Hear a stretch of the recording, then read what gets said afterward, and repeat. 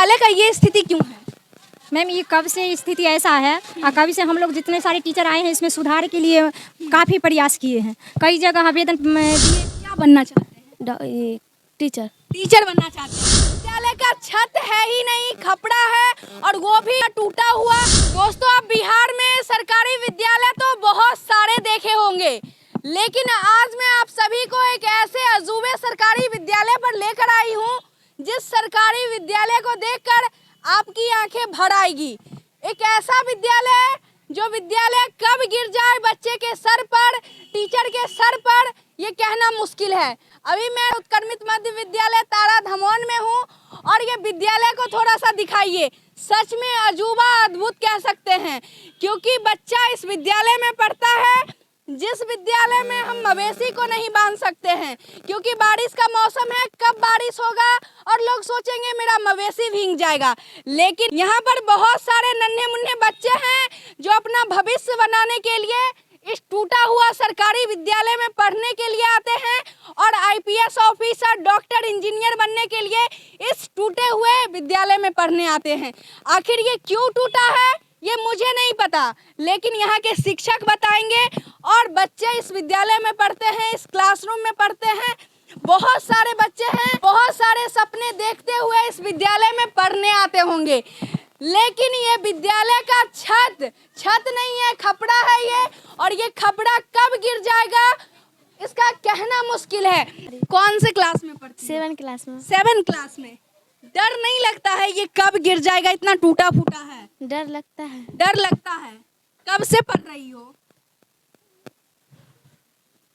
7 में हो, 7 साल से पढ़ रही होगी जी। है ना? फर्स्ट क्लास से पढ़ रही हो जी। है ना? अब देखिए यहाँ पर बहुत सारे बच्चे हैं, हर किसी के मन में है जो हम पढ़ने आएंगे, विद्यालय जाएंगे और कुछ ना कुछ करेंगे। अब ये क्यों आते हैं विद्यालय, ये इन्हीं से जान लेते हैं। खड़ा हो जाइए 1 मिनट। क्यों आते हैं विद्यालय? पढ़ने के लिए। क्यों पढ़ने के लिए आते हैं? कुछ आगे चलकर बढ़ने के लिए। कुछ आगे चलकर बनेंगे। क्या बनना चाहते हैं? नर्स। नर्स बनना चाहते हैं। लेकिन ये विद्यालय है, टूटा हुआ विद्यालय है, डर भी लगता है क्या? हाँ, हल्का फुल्का लगता है। क्यों डर लगता है? क्योंकि कभी ये गिर जाएगा। कभी भी गिर जाएगा, है ना? आप सभी को पता है, हर लड़कियों को पता है ना, कि ये टूटा हुआ क्लासरूम है मेरा। Yes ma'am. ये लगता है ना? यस। विद्यालय क्यों आते हैं? पढ़ने के लिए। पढ़ने के लिए। क्यों पढ़ने के लिए आते हैं? आगे चलकर कुछ बने। क्या बनना चाहते हैं? टीचर। टीचर बनना चाहते हैं।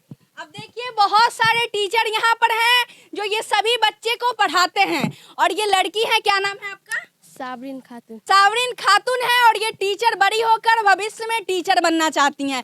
और मैं पहले ही बोली कि यहाँ पर जितने भी बच्चे हैं, सभी बच्चे कुछ ना कुछ सपना को देखते हुए ये टूटा हुआ विद्यालय में पढ़ने आते हैं। लेकिन ये टूटा क्यों है, क्या वजह है इसका, ये यहाँ के शिक्षक से पता चलेगा। देख सकते हैं, ऐसा नहीं है जो एक कोई क्लासरूम टूटा हुआ है, पूरा विद्यालय का छत है ही नहीं, खपड़ा है और वो भी टूटा हुआ। और ऐसा कह सकते हैं कि यहाँ पर जानवर भी नहीं रह सकता है जिस विद्यालय में शिक्षक रहते हैं और बच्चे को पढ़ाते हैं। क्या नाम है आपका? रेखा कुमारी। ये विद्यालय का ये स्थिति क्यों है?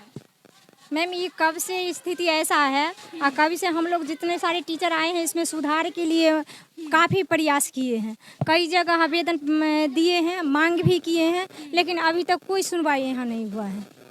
हर सरकार कहती है बेटी बचाओ बेटी पढ़ाओ और पढ़ना बहुत ही जरूरी है, हम सभी को पता है। तो मैडम सिर्फ ये बात है क्योंकि इस विद्यालय में, ये विद्यालय का स्थिति सही नहीं है तो बच्चे कहाँ से पढ़ेंगे? अरे कहने के तो कहते हैं, लेकिन इसमें सुधार होनी चाहिए ना। अभी बच्चा सके देखते हैं जो किस स्थिति में यहाँ रह रही हैं। तो एप्लीकेशन वगैरह आप दिए? हाँ, कई जगह दिए हैं, स्पीड पोस्ट भी किए हैं। हाँ। कई जगह किए हैं जो इसका कुछ निदान निकले, लेकिन कोई भी निदान नहीं निकला अच्छा है। मैडम, जांच के लिए जब आते होंगे बढ़िया पदाधिकारी, तो कुछ उनका कहना नहीं है क्या?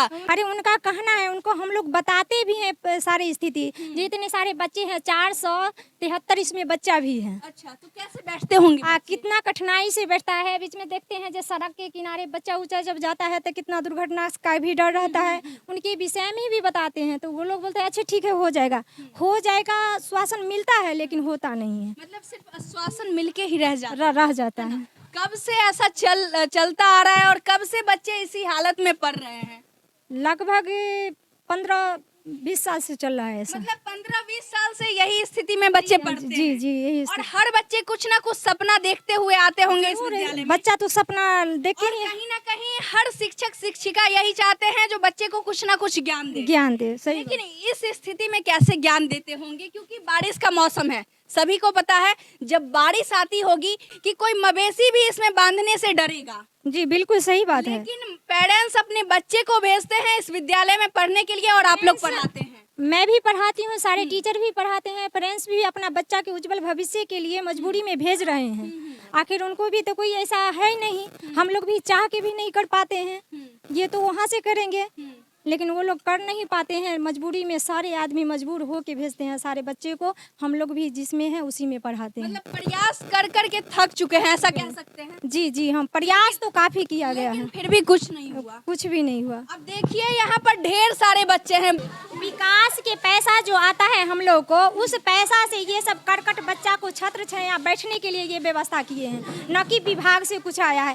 जो पैसा वगैरह नहीं, पैसा भी बेरोजगार नहीं आता है, जो विकास में आता है जो सालों भर चलाने के लिए, उस पैसा को हम लोग करकट बांस तांस कटवा के जो ताकि धीरे धीरे बच्चा को बैठने के लिए हो जाए, ये इसलिए उसी से व्यवस्था करते हैं। क्लासरूम का विद्यालय के मरम्मत के लिए कोई पैसा नहीं आता है, कोई फंड। वही जो 75,000 हम लोग को आता है मिडिल स्कूल में मरम्मती के लिए, तो उससे हम लोग करकट गिराते हैं, उसी से करकट गिरा कर बच्चा को बैठने के लिए देते हैं।